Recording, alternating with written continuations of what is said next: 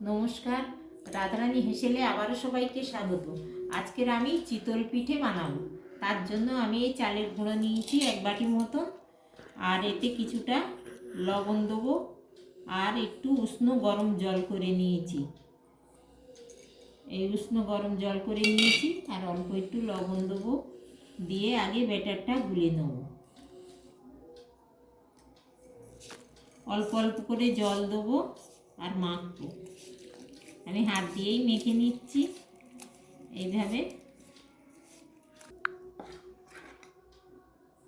আমি এইভাবে ঠিক খুব পাতলা না আবার খুব ঘনও না, এইভাবে আমি ব্যাটারটা গুলে নিয়েছি।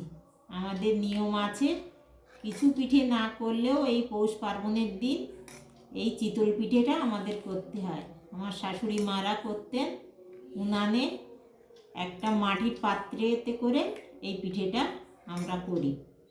সেটাই আজকের আপনাদের কাছে দেখাবো। প্রথম থেকে শেষ পর্যন্ত দেখার অনুরোধ রইল, আশা করছি ভালো লাগবে। দেখুন, আমি উনান ধরিয়ে দিয়েছি, আর উনানের উপরে এই মাটির পাত্রটা বসিয়ে দিয়েছি।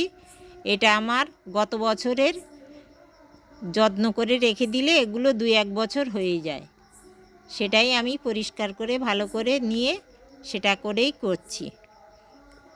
আমার এবার এই পাত্রটা প্রায় গরম হয়ে এসছে। এবার আমি একটা কলা গাছের এই ডেঁটা নিয়েছি, মাথাটা থেঁতড়ে নিয়েছি, দিয়ে তেল ব্রাশ করে দেবো। ওর মধ্যে অল্প করে সাদা তেল ব্রাশ করে দেবো।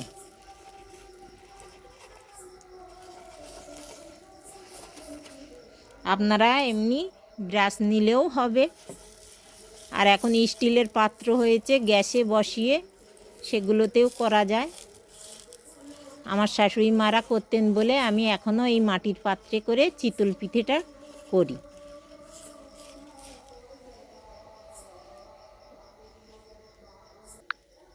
এবার আমি দিয়ে দিচ্ছি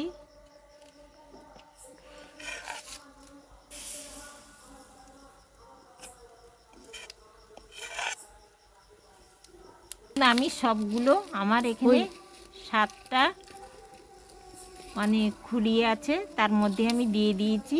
এবার আমি উপরে একটা সরা দিয়ে ঢেকে দেবো, কিছুক্ষণ এটা হতে।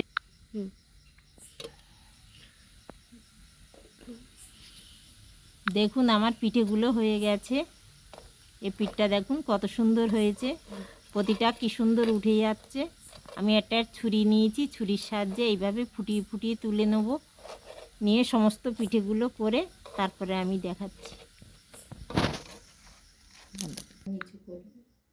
দেখুন, আমার সমস্ত পিঠেগুলো আমি করে নিয়েছি, খুব সুন্দর হয়েছে।